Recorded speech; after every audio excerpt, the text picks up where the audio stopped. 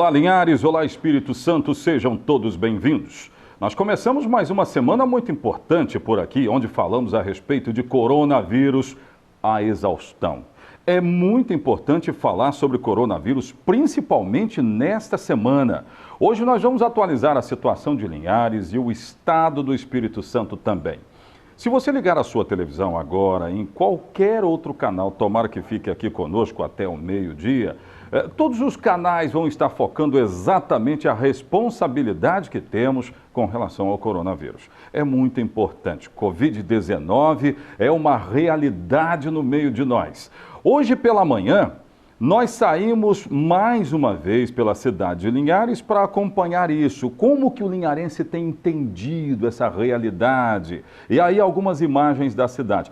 Carros hoje pela manhã foram encontrados, alguns comércios que foram encontrados abertos também. Alguns não admitem paralisação, mas para outros, a ordem é não abrir as portas. Essa é uma determinação do município. Está aí o mercado municipal, ó. E tem gente funcionando lá ainda. Hoje, inclusive, nós percebemos a presença das autoridades competentes, inclusive a força policial no centro da cidade, dando uma olhada naquilo que está sendo obedecido com relação ao comércio. Mas, em sua grande maioria, o entendimento foi prático assim, da forma que nós estamos mostrando. Quem está me acompanhando em outros municípios, que saiba bem que é isso que tem que acontecer. Nós precisamos nos vestir, nos acampar dessa realidade do coronavírus para evitar que tenha aí uma proliferação. Aí nós estaríamos falando de uma coisa extremamente danosa. Em muitos países a gente acompanha sem controle, as autoridades competentes estão somando mortos. Não é a nossa realidade aqui. Se nós fizermos o nosso dever de casa. Tá aí. Essa aí é a Comendador Rafael, não é a produção? Produção, tudo bem? Bem-vindos. Essa é a Capitão José Maria, uma avenida sempre muito lotada, muitas pessoas, né? Mas que estava desse jeito que nós estamos mostrando. A João Felipe Calmon lá no final e a maior parte dos ônibus que nós vimos, 100 pessoas, ou na sua grande maioria com 1 ou 2 passageiros. Significa dizer que Linhares está entendendo a responsabilidade de lidar com essa história do coronavírus. Daqui a pouco o governo do estado vai falar de calamidade pública, a decretação da calamidade pública no estado. Daqui a pouco a gente fala mais a respeito disso. É assim que começamos o programa de hoje. Fiquem conosco. No rádio ou na TV, a notícia chega até você.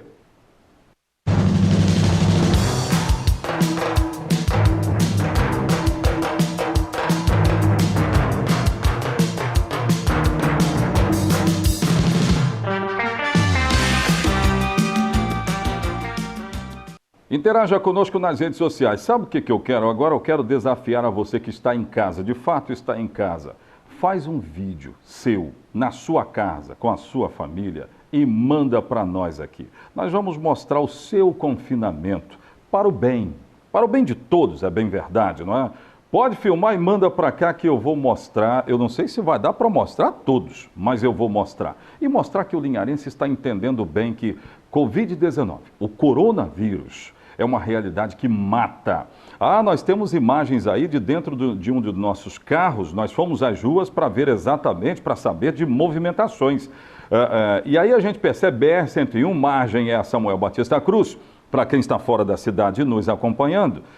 Essa avenida sempre está muito lotada, principalmente no horário que nós fomos lá para verificar. A Getúlio Vargas, para quem já entra para o centro da cidade, mais a lateral, não é o miolo do centro da cidade, mas veja, pouquíssimas pessoas, poucos carros, a movimentação é sempre muito maior. E essa aí é a Comendador Rafael. Aí nós já estamos falando do centro populoso, financeiro, o coração financeiro de Linhares, que está com carros, mas poucas pessoas transitando. Exatamente esse é o objetivo da Prefeitura Municipal e das autoridades em saúde. Eu já tenho o governador do estado aí, gente? Já tenho o governador do estado? Ainda não. Daqui a pouco nós vamos trazer. Então, enquanto a produção prepara ali o governo do estado, eu quero mostrar a UPA do bairro Shell. E explicar o seguinte. Alguém me disse, olha, inauguraram a UPA do bairro Shell. Não, gente, não inauguraram. Isso não é uma inauguração, isso é uma emergência. O município está utilizando as dependências, olha aí, imagem de hoje pela manhã. Já está, inclusive, recebendo aqueles casos que são suspeitos para o coronavírus. Veja aí, os funcionários estão já atendendo a casos suspeitos de coronavírus. Como disse a própria Prefeitura Municipal, é um estado de sentinela mesmo, né? Todos ali à disposição exatamente para lidar com essa história do coronavírus. Então não tem inauguração da UPA do bairro Shell, não há o que se falar disso. O atendimento será de fato 24 horas, mas para aquelas pessoas que estão suspeitas do coronavírus, tá bom? Já tem o governador? Então vamos lá, projetos que vão ser levados para a Assembleia Legislativa tratando de emergência para coronavírus. Põe no ar. Antes de falar dessas decisões, eu quero reforçar uma posição que eu tenho afirmado aqui nesses últimos dias. O trabalho que a gente fez até agora de isolamento social, pedindo às pessoas para que parem de circular, tomando as decisões de fechar uma parte do comércio, tomando as decisões para que a gente possa reduzir a mobilidade e a circulação das pessoas, tem produzido efeito. Então, quero agradecer muito as pessoas que estão compreendendo que este isolamento é necessário para que a gente impeça a contaminação pelo vírus. Então é muito importante isso. Muito obrigado às pessoas que estão compreendendo isso, para a gente diminuir o impacto no sistema de saúde e o risco às pessoas. Então isso é fundamental. O Exército esteve nas ruas com a gente hoje, a Polícia Militar continuou nas ruas, já estava desde ontem, o Corpo de Bombeiros desde ontem também, e o Exército se incorporou hoje. Então, assim, as forças estão trabalhando nessa fase com educação, orientando. Lógico que a partir de amanhã a decisão é que a gente comece a penalizar aqueles estabelecimentos que insistem em manter as portas abertas, porque nós estamos tentando fechar, construir barreira para fechar o contágio pelo vírus. Então faço a minha conversa de hoje com vocês reforçando esse tema e essa necessidade da gente cuidar das pessoas de mais idade, pedindo a elas que se cuidem e pedindo aos familiares e amigos que ajudem a cuidar dessas pessoas. Às vezes prestando um serviço, eu vi alguns exemplos de vizinhos cuidando de pessoas que às vezes não pode sair, ou estão convencidos de que tem que ficar nessa quarentena. Então um vizinho mais jovem que não está no grupo de risco vai fazer uma compra, vai na farmácia, vai no supermercado para poder ajudar essas pessoas. 4 projetos de lei que vou encaminhar à Assembleia Legislativa. Esses 4 projetos de lei estão relacionados à mensagem que vou encaminhar à Assembleia, pedindo que a Assembleia decrete calamidade pública. Esse decreto de calamidade feito pela Assembleia permite que a gente tenha mais velocidade e mais capacidade de atuar, menos burocracia, mais velocidade, para a gente atuar com os atos na administração pública. Então, isso permitirá que a gente atue com mais rapidez na administração pública, decretando através da Assembleia calamidade pública. A Assembleia não tem faltado apoio às medidas quando a gente precisa. O outro é um projeto de lei que estabelece normas diferenciadas de contratação, de contratos de prestação de serviço mais rápidos, também de servidores mais rápidos, tá certo? Então, fazendo credenciamento para contratação de servidores, às vezes vai precisar de mais gente na saúde, então nós vamos fazendo um projeto de lei que dê também, enquanto durar a pandemia do Covid-19, a gente tem mais facilidade para a contratação de servidores e a contratação de prestadores de serviço e de equipamentos. Então, um projeto de lei específico para dar as regras para os gestores nesse momento de crise que a gente está vivendo. E um outro projeto de lei, um projeto de lei que tem o objetivo da gente reduzir as nossas despesas pela redução da receita, que é a redução de 22% da contribuição do Estado no fundo previdenciário para 14%. Os servidores hoje contribuem com 14% do fundo previdenciário, o Estado então contribui com 22%, vai passar a contribuir com 14%.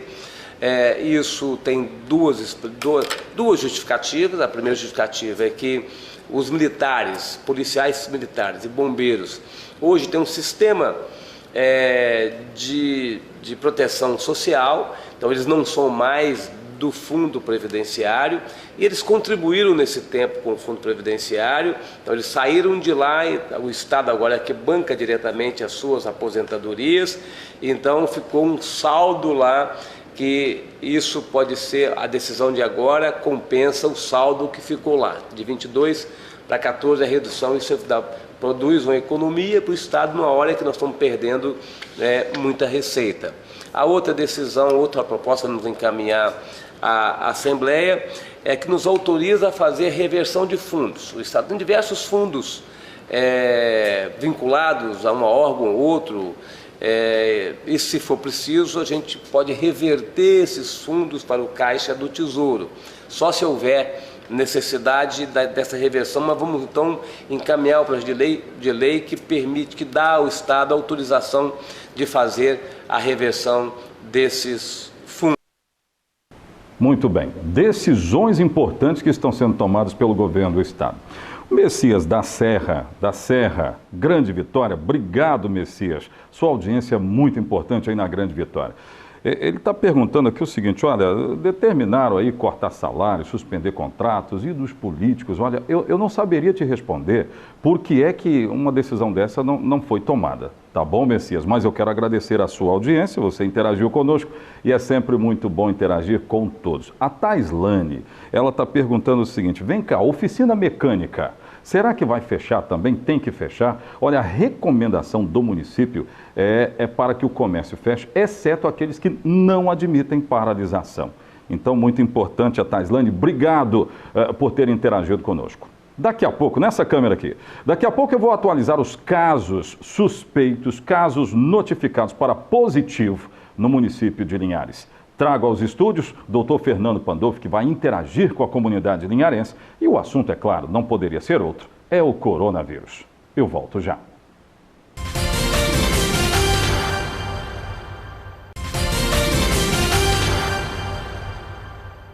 Muito bem, eu vou falar agora com o Dr. Fernando Pandolfi, porque, olha, eu já disse a vocês, nós aqui da TV Sim estamos tomando todas as precauções para trazer as informações para você que nos acompanha todos os dias. Muito obrigado por nos acompanhar, a gente fica muito feliz. Né? Por exemplo, olha a distância que está o Dr. Fernando Pandolfi de mim, tem o quê? Tem uma linha métrica aqui, né, produção? De 1,5 metro, exatamente para dar exemplo para você que está em casa, tem que tomar uma distância, tem que ter uma distância, e nós vamos aproveitar o máximo do nosso tempo aqui para responder a sua pergunta, a sua dúvida. Doutor Fernando, tudo bem? Bem-vindo ao programa Ronda. Tudo bem, o cumprimento é... tá aquele japonês, né? Isso, muito bem. É um prazer estar aqui. Até o japonês vai poder lidar com o coronavírus, então. Espero que eu possa ajudar, né, em algumas questões. Estou aqui à disposição. E eu quero já aproveitar o seguinte, HGL. Eu mostrei agora há pouco a UPA do bairro Shell. Coloca de novo imagem para mim. A UPA do bairro Shell, que começou a atender exatamente nesta segunda-feira, mas nós não estamos falando de inauguração. Tem gente repetindo isso aí, está errado. Não é isso, doutor Fernando? Pois é, foi bom tocar nisso. Olha só, o município, muito sabiamente, de maneira até antecipada, tomou a iniciativa de pegar 4 pontos estratégicos do município. Uma UPA no Planalto, para pegar a parte norte. Uma UPA no Bebedouro, para receber os doentes daquela região. Uma UPA no Interlago, no Caique, para também atender aquela população. E uma UPA no Shell também. Essas UPAs, ela tem um papel estratégico para o que fica mais perto de quem mora. A intenção é não deixar as pessoas procurar o HGL para tumultuar nesse momento. O HGL vai ficar restrito às emergências, que continuarão as emergências. Vão aparecer doentes com apendicite, com trauma, com acidentes, com essas coisas. E eles estão lá, as equipes todas estão à disposição. A cirurgia, a neurocirurgia, tudo. Agora o assunto é o corona. Então, as pessoas que estão com sintomas leves, elas devem ficar em casa. O quadro gripal, o quadro de resfriado, que vem às vezes uma coriza, né, um calafrio, uma tosse, um quadro simples, fique em casa, em repouso, tomando líquidos, alimentando bem e não sair de casa. Essa é a conduta. Só vá no hospital, em qualquer dos hospitais, inclusive os privados, os que têm convênios, só vão no hospital se tiver sinais de gravidade. Quais são esses sinais? Nós temos 4 sinais vitais: respiração, temperatura, pulso e pressão. O sinal que mais chama a atenção é a febre acima de 38 e frequência respiratória aumentada acima, o normal é até 18, de 13 a 18. Acima de 20, 22, a frequência respiratória está aumentada. Então, se tiver falta de ar, com febre alta, com mialgia, dor e tal, esse doente, se não tiver evoluindo bem, ele deve procurar o médico. Porque se todos que tiver um resfriado ir lá no pronto-socorro, ele vai correr o risco de contaminar quem levar, vai contaminar quem estiver lá e pode, às vezes, se não tiver nada, acabar adquirindo de alguém que está lá. Então, fique em casa, o lugar melhor, fique em casa se estiver bem. Se tiver sinais de gravidade, como febre alta, tosse seca, dor torácica e falta de ar, esse quadro merece ser visto. Então, procura uma dessas unidades. Se for lá perto de Bebedouro, vá em Bebedouro. Se for no Interlago, vá no Caique. Se for na região perto do Shell, vá na unidade do Shell. E se for na região de Canivete e tal, tem o Planalto à disposição. Essa UPA do Shell não foi inaugurada como as pessoas pensaram. É uma emergência. Ela foi, é necessário ter a eu queria aqui parabenizar todos, o prefeito e toda a equipe, porque fizeram um mutirão de anteontem para cá e puseram ela em ponto de funcionar exatamente para dar uma logística melhor a toda a população de Linhares. E ficou muito bom, eu gostei muito, estive lá hoje, ontem eu acompanhei tudo, eu estou passando nas unidades para ver o movimento, e eu estou gostando de como a coisa está sendo conduzida, eu pessoalmente e eu como médico. Muito bem. Gente, olha, eu quero atualizar aqui os números do último boletim da Prefeitura, eu tenho aqui esse último boletim, e antes de chamar o intervalo comercial, o doutor Fernando vai analisar se nós estamos bem, se nós estamos no caminho certo para tratar isso. Olha só, o último boletim, doutor, diz o seguinte: 52 casos notificados, 2 confirmados. A última vez que eu estive aqui, nós falamos de um caso. São 2 confirmados, 23 foram descartados e 27 casos são considerados suspeitos. Nós estamos entrando na segunda semana nesse confinamento, né? As pessoas não estão indo para as ruas. Significa dizer, através desses números, que nós estamos no caminho certo ou ainda não dá para dizer isso? Eu acho que nós estamos no caminho certo e a nossa intenção é, quando passa pela enfermagem, depois passa pelo médico e o médico analisa, baseado nos sintomas e na gravidade, ele vê quem vai fazer o exame, quem vai descartar H1N1, dengue e tal, porque nós temos que pensar que as outras doenças ainda existem. Então, às vezes, você tem que descartar essas também. E orientar em relação ao estado que a pessoa está, se ela está no estado grave. Então, esses exames, eles não têm como fazer de todos, porque nenhum lugar do Brasil tem condições de ter exame para fazer de toda pessoa que chega resfriada, mas se ela estiver dentro do quadro onde evolui com gravidade, principalmente respiratória, ele é colhido o material, se precisar também o exame de sangue, e em caso de necessidade vai para o HGL radiografar se for preciso. Felizmente esses casos que vão para esse caminho não são poucos, né? E a gente está fazendo essa triagem, fazer de quem você acha que precisa. Não tem como fazer de todos ainda. Só se a gente tivesse muitos kits para colher esse material e e fazer essa não exame. é a situação. Nós vamos ter mais. Já está programado para aumentar. Mas no momento nós temos que começar a fazer uma triagem melhor para só fazer do Doutor suspeito. Fernando, eu vou ter que chamar um bloco de comerciais, daqui a pouco de volta. Tem uma notícia boa nessa história do coronavírus que saiu agora há pouco. O UOL é um site muito respeitado no Brasil todo, é um site nacional. E ele acabou de divulgar que 5 pessoas que foram diagnosticadas positivo para coronavírus foram curadas. Daqui a pouco a gente vai falar mais sobre isso. Eu volto daqui a pouco com outras notícias. O doutor Fernando Pandolfi vai continuar conosco aqui e nós vamos falar sobre coronavírus, tirando dúvidas dos moradores. Eu volto já.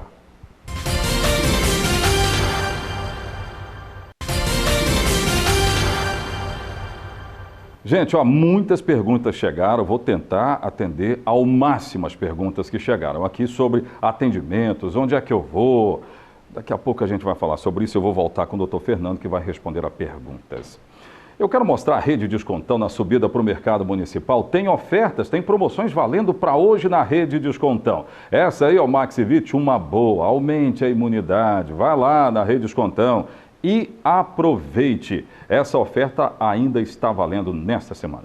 Olha, combate ao coronavírus está acontecendo aqui na cidade de Linhares e, enquanto isso, o crime não parou de acontecer.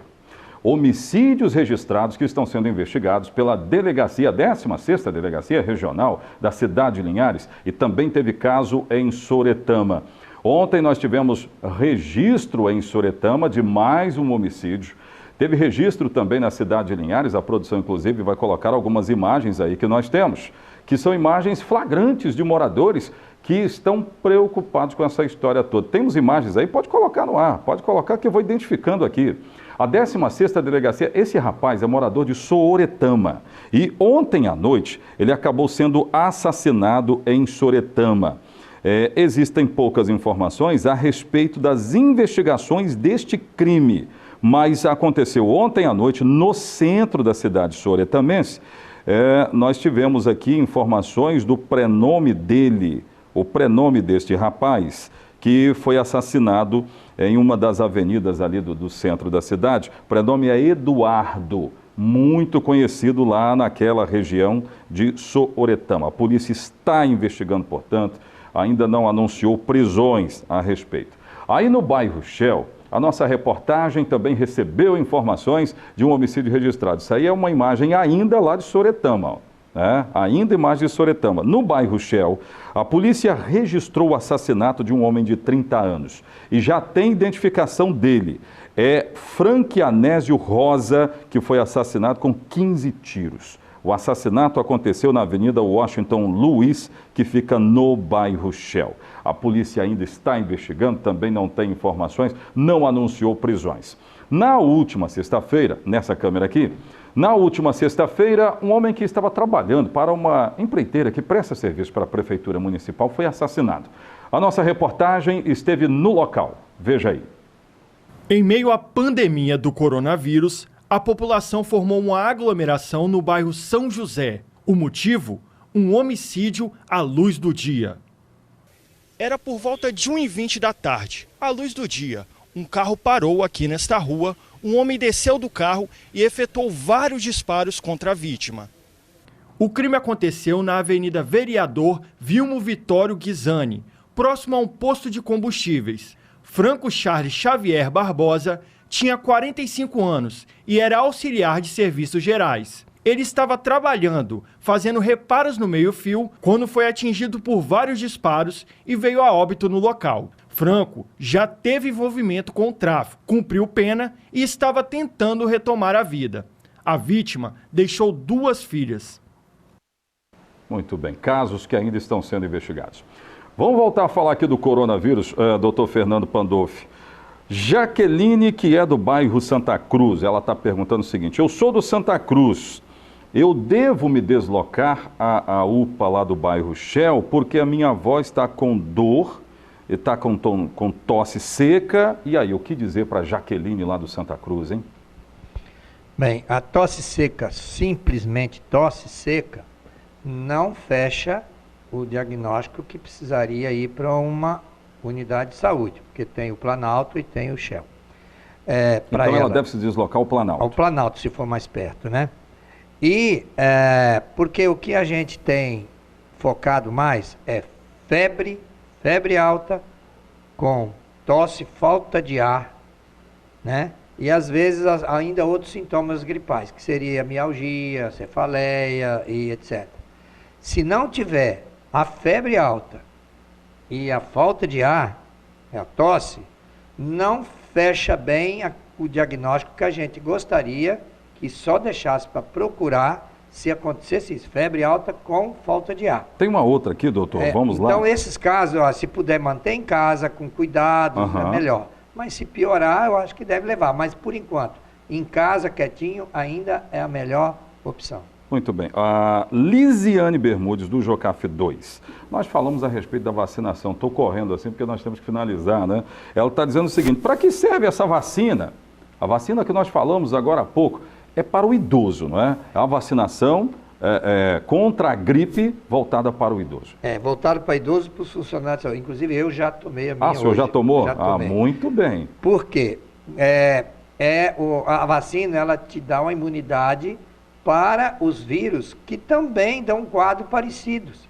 Então, lógico, se você tem mais uma doença em que você se vacina, é um fator a mais de segurança, né? Porque as doenças hoje, H1N1, a dengue e agora o coronavírus, elas têm sintomas parecidos. Cabe ao médico separar uns do outro, inclusive até tem um teste rápido para o H1N1, para a dengue e para o adenovírus.